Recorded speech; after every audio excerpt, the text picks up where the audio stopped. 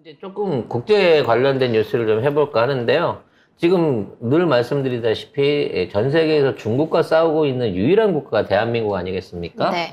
네, 중국이 점점 더 그 영향력을 확대하고 있습니다. 브릭스가 11개국으로 확대됐다고 합니다. 네, 브릭스가 남아프리카 공화국에서 열린 제15차 정상회의에서 사우디아라비아와 이란, UAE, 아르헨티나, 이집트, 에티오피아의 회원국 가입을 승인하기로 했습니다. 이렇게 되면 브릭스가 이제 단순한 뭐 비동맹 내지는 그 반미 그 중산 국가들의 모임에서 각 대륙의 자원과 어떤 유통의 헤게모니를 쥐고 있는, 더군다나 인구도 어마어마하게 소속 인구도 늘어나 있는 이러한 거대 경제 조직으로 지금 확대되고 있다고 봐야 되는 겁니다. 사우디, 이란이 들어갔네. 와. 그러니까 사우디하고 이란, 아랍에미레이트가 들어갔다는 건 이제 이미 중동 안에서 이 종교 갈등 이거 없어진 거고요. 브릭스로 네. 종교 이슬람 통합? 그렇죠. 브릭스로 네. 통합. 아니 왜냐면 이 브릭스가 전제 조건으로 그걸 걸었어요. 적성국들끼리 안 된다. 니네들 지금 관계 회복해야 여기 들어올 수 있다. 그래서 얘네들이 종교적 신념과 정치적 갈등을 내려놔 버린 거야. 브릭스에 들어가는 이익이 그거보다 훨씬 크니까. 노벨 평화상 바꿨네. 그러네. 어찌 보면 중동의 평화를 갖고 왔네. 그리고 특히나 이제 브라질이 있는 상황에서 아르헨티나가 합류했다고 하는 거는 엄청 남미 지역 안에서의 사실상 경제권을 다 장악한 거나 마찬가지예요. 끝났지. 남미에 뭐 칠레, 페루 이런 데 있습니다만 자원 조금 나는 거 빼면 사실상 남미가 갖고 있는 가장 큰 뭐 목재나 식량이나 뭐 고기 생산 이런 것들의 소고기라든지 콩 이런 것들의 헤게모니를 쥐고 있는 나라가 아르헨티나하고 브라질인데 남미는 이미 다 먹힌 거예요, 여기. 거기에 이집트와 이디오피아까지 들어간 거예요. 이게 왜 이집트와 이디오피아는 이게 남아공이라고 하는 아프리카의 어떤 그 기존의 가입국이 있었습니다만 사실상 가장 그 아프리카 안에서 정치 경제적으로 군사적으로 강한 국가가 이집트거든요. 그리고 에티오피아 같은 경우에는 경제력은 좀 수준이 낮지만 뭐 지정학적인 위치라든지 아프리카에서 그동안 해왔던 그 외교적인 위상이 굉장히 높은 국가들 중에 하나예요. 그래서 아프리카의 그러니까 북동서부와 남부에 있는 국가들이 한꺼번에 가입을 하게 됨으로써 사실상 중동과 아프리카 대륙이 연결된 거고요. 이란이 들어오게 됨으로써 러시아와 중국하고도 연결이 된 겁니다. 에티오피아는 기억하시겠지만 나일강의 상류가 에티오피아에서 시작이 돼요. 이집트는 나일강 하류거든요. 에티오피아의 그 나일강 상류에 뭐가 설치됐죠? 댐이 있죠. 그 댐을 누가 만들었죠? 중국이 만들었죠. 그렇습니다. 결국은 수자원에 관련된 부분 안에서 갈등이 계속 그 존재를 하고 있기는 합니다만 아무튼 아프리카 대륙하고 중동하고 아시아가 브릭스를 통해서 연결이 돼버린 거예요. 그러니까 유럽과 미국에 비해서 인구도 엄청나게 많고요. 땅도 엄청 큰. 땅도 엄청 크고요. 거기에다가 자원도 굉장히 풍족하게 갖고 있는 거예요. 세계 식량과 세계 에너지, 석유 에너지, 그리고 그와 관련된 각종 광물들, 농산물들, 이 모든 것들을 브릭스 안에 통합을 했다는 겁니다. 단순히 여기 안에서 브릭스가 무슨 뭐 친목단체로 모인 것도 아니고, 브릭스 자체의 은행을 두고, 브릭스에서 앞으로 화폐를 발행해가지고, 이게 코인이죠. 일종의 이제 스테이블 코인을. 대체 통합 네. 무역도 가능하다. 그걸 통해가지고, 이제 이 나라들이 자원을 기본 베이스로 하는 게 이런 거야. 돈이 있는 나라들 같은 경우는 자기 돈을 넣고 통합을 하잖아. 네. 이 나라들은 자기가 갖고 있는 자원을 통화로 전환해갖고 이거를 활용할 수 있는 시스템을 지금 진행을 하고 있어요. 그러면 미국 달러를 안 쓰고 전혀 안 쓰고도 자기네- 물건들을 구입할 수 있는 거죠. 미국 무기만 빼고 사실 얘네들이 아쉬운 게 없는 국가들이잖아. 근데 뭐 러시아, 중국산 무기 있고요. 또 언제나 제3국에서 팔아주는 대한민국 무기 있지 않습니까? 그러니까 미국 무기는 지금 살라고 해도 못 구해. 생산이 안 돼가지고. 이런 상황에서 이 국가들이 재정적으로 뭉쳐갖고 자체적으로 은행을 꾸리고 자기네 자원들을 무기화하기 시작했다는 거죠. 그러면 얘네들은 누가 와서 물건 달라고 할 때 달러 안 받아요. 왜냐면 자기네들끼리 쓰고 있는 통화가 있으니까. 달러를 안 받아도 내부에서 서로 물건을 주고받고 사고 팔고가 가능하기 때문에 그런 그렇죠. 거예요. 그리고 그 돈을 따로 구하러, 국제화폐를 구하러 다닐 필요가 없다니까.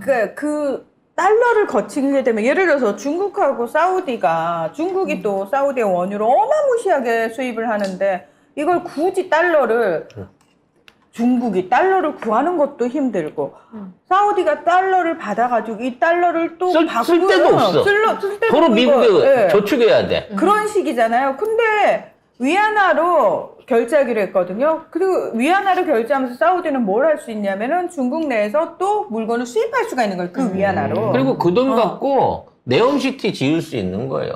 어. 거기 들어가는 자재나 뭐나 그거 전부 다 중국 애들한테 중국 돈을 통해 갖고 구할 수 있게 되는 거거든요. 가장 아까도 설명했습니다. 중요한 거는 예전에는 아무리 자원이 있어도 이게 돈이 안 됐어. 네. 그러니까 돈 있는 달러 가진 서방 자본들이 와갖고 헐값에 후려갔단 말이야. 그렇지. 제값을 안 쳐주고. 근데 이 브릭스에서는요, 회원국들의 자산 중에 이런 특히나 뭐 곡물이라든지 석유라든지 이런 것들을 코인화 해갖고 그걸 자산으로 쳐줘요. 그러니까 선대출을 해주는 거야, 선물식으로. 그래서 내가 그 돈으로 쓰고 자산을 캐갖고 그거를 갖다가 팔면, 그러니까 그걸로 대체해갖고 내면 경제 발전을 이룰 수 있는 쉽게 말해 자본금을 빌릴 필요가 없게 되는 거야. 이거의 중심에 누가 있느냐? 이 브릭스 확대의 중심에 누가 있느냐? 브라질의 룰라 대통령이 있다는 겁니다. 그래서 지금 브릭스의 중앙은행을 현재 브라질 출신 정치인이 맡아서 운영하고 있고, 그러니까 일종의 이제 시진핑하고 룰라의 합작인 것 같아요. 결국은 룰라의 정치력과 외교력을 통해 가지고 지금 가입을 좀 주저했었던 이집트나 이디오피아 같은 나라들도 다 끌어들인 게 아닌가 싶어요. 결국 5대륙 중에 유럽과 북미를 제외한 나머지 대륙들이 사실상 하나의 경제권으로 묶여가고 있는 상황인 거고, 수출에 의존해갖고 사는, 수출입을 하지 않으면 아무런 자원도 없고 아무런 시장이 없는 대한민국의 입장에서 지금처럼 반중 정책 내지는 친미 정책만 써가지고 지금 이 브릭스 시장을 우리 것으로 받아들일 수 있겠느냐라는 부분에서 외교적으로 지금 시사하는 바가 매우 크다고 볼 수 있는 거예요. 근데 뭐 여전히 아무튼 우리는 친미 반중이니까. 그래서 이제 세계 언론들은 이러한 내용에 대해서 시진핑과 푸틴의 승리라고 평가하고 있다고 합니다. 관련된 내용 한번 볼까요?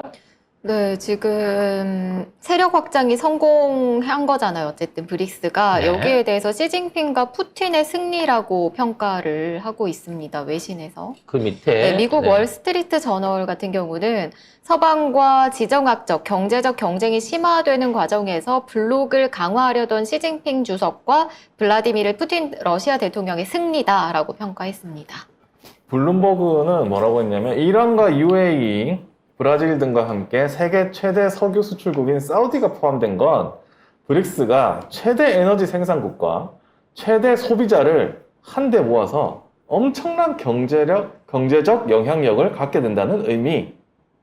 그러니까 사우디와 아랍에미레이트가 판매하던 모든 석유들이 사실은 달러로 결제되던 거였고, 중국이 세계 최대 석유 소비국인데 중국이 이러한 생산을 위해서, 국가 운영을 위해서는 미국의 달러를 어떻게든 구해가지고 여기로 갔다가 석유를 사갖고 와야 되는 굉장히 불편한 상강무역을 하고 있었고, 그 와중에 미국은 달러를 찍어서 대주는 것만으로도 엄청난 그냥 수익들을 앉아서 복사해서 그냥 지가 복사해놓은 돈이 돌아다니면서 돈이 되는 이런 놀라운 황금알을 낳는 이 달러 사업을 해왔는데 사실 이게 없어지게 되면 중단되게 되면 아마 미국의 그 어떤 통화 가치 그 다음에 기축 통화로서의 비중이 저는 50% 이하로 떨어질 거라고 봐요 앞으로.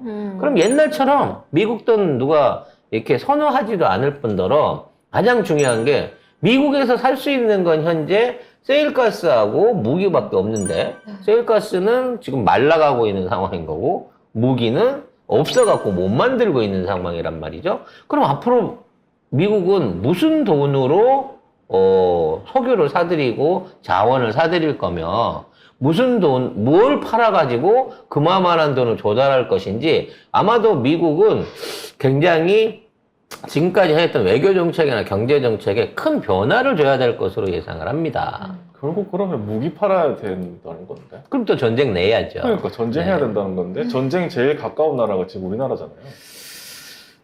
원래 이게 전쟁이 일어날 수 있는 여러 예상 국가들 순서가 있었는데 우크라이나는 이미 터진 거고요. 터졌지 거기. 그 다음으로 이제 걱정되던 게 시리아 이쪽에 중동 부분, 터키 시리아 국경 이쪽에 얘기들이 좀 있었습니다만 잠잠해졌고요. 대만 얘기 있었습니다만 잠잠해지고 남은 거는 지금 한반도밖에 없는 상황이에요. 만일에 어떠한 형태의 전쟁이 일어나든지. 그래서 그게 더더욱 걱정이 됩니다. 예? 이 전쟁은 끔찍한 비극이기도 하지만 사실은 이 전쟁을 통해서 큰 비즈니스를 하는 강대국들이 있기 때문에 그들의 이익에 의해서 한반도의 평화와 안정이 깨지지 않게끔 하기 위해서는 진짜 외교를 잘해야 돼요. 다양한 사람들을 편으로 끌어들여가지고 절대 이러한 전쟁이 일어날 수 없도록 사전에 막을 수 있는 준비를 해야 됩니다. 근데 우리는 오히려 그 긴장을 고조하고 있고 사실상 전쟁을 일으키는 가장 호전적인 국가인 전쟁도 불사할 수 있는 국가인 러시아와 중국을 우리가 대놓고 건드리고 있다는 거죠. 지금 나고 있는 전쟁 누가 다 하는 거예요? 러시아랑 중국이 하는 거잖아. 만일에 하게 된다고 치면. 자, 아무튼 우리 수출로 먹고 사는 대한민국 경제 지금 빨리 키를 제대로 돌리지 않으면 예전에 문재인 대통령이 했던 것처럼 전 세계로 이 어떤 무역 영토 특히 이런 그 반미 국가들하고의 교역을 회복하지 못하면 우리 경제 심각한 상황에 빠질 수 있다는 점을 우리가 좀 알아야 되는데 모르겠죠? 얘네들은. 이미 지금 경제 완전 개판 났는데. 이게 딱 우리나라 경제가 18개월째 지금 적자를 보고 있는 이유는 딱 하나예요. 중국이랑 싸워서 그런 거예요. 중국이랑. 경 때문이다. 왜 싸우냐고 잘 지내던 나라하고